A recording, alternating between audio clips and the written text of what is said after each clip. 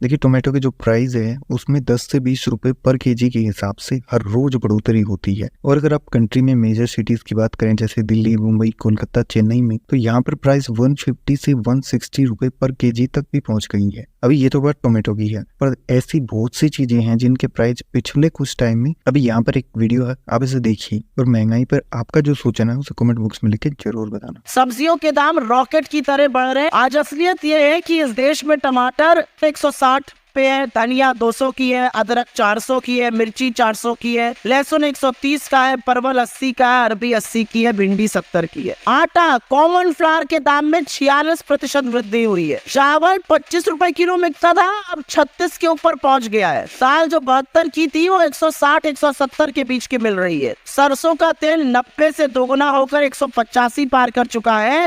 नमक का दाम जो कभी 13 रुपए होता था वो 20 के ऊपर है। और पीपली लाइफ का वो गाना तो आप सभी को याद होगा, महंगाई डायन खाए जाते। उसकी लाइन में बस संशोधन ये है कि सखी सैया तो नईखे कमात है, महंगाई डायन खाए जाते।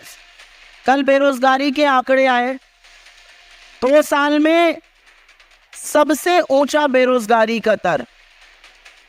मोदी सरकार की ओर से आपको इस पर कोई भी न प्रतिक्रिया मिलेगी, न एक्सप्लेनेशन मिलेगा। मस्त है, साहब बहादुर मस्त है, दुनिया देश त्रस्त है, कोई फर्क नहीं पड़ता है।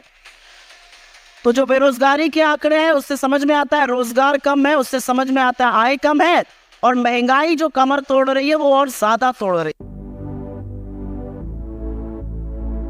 देखिए यूक्रेन में अमेरिका की राजदूत ब्रिजेट ए ब्रिंक ने बुधवार को अपने एक स्टेटमेंट में ये कहा कि भारत जिस तरीके से देखिए वैश्विक स्तर पर प्रगति कर रहा है और साथ ही G20 समिट के अंदर इनकी लीडरशिप है, तो कहीं ना कहीं इन सब चीजों को देखा जाए तो यूक्रेन में युद्ध को खत्म करने में भारत अपना बहुत बड़ा योगदान दे सकता है। देखिए उनका कहना ये भी है कि ग्लोबल लीडरशिप के लिए भारत की जो भी आकांक्षाएं हैं और G20 के अंदर एक पृथ्वी, एक परिवार, एक भविष्य जैसी थीम के जरिए सामूहिक कार्रवाई करना, ये सब इस तरह की भावना को दर्शाता है जो विश्व में शांति को हासिल करने के लिए बेहद जरूरी है। देखिए भारत ने यूक्रेन पर रूस के हमले की अभी तक निंदा नहीं की है। भारत ने बातचीत के जरिए और कूटनीति के जरिए समाधान करने पर जोर दिया है। पिछले साल रूस के राष्ट्रपति व्लादिमीर पुतिन के साथ एक बैठक में प्रधानमंत्री नरेंद्र मोदी ने ये कहा था कि आज का युग युद्ध का नहीं है, और यहाँ पर हम ये कह सकते हैं कि उन्होंने किसी न किसी तरीके से रूस को युद्ध को समाप्त करने के लिए एक तरह से इंस्पिरेशन दिया था।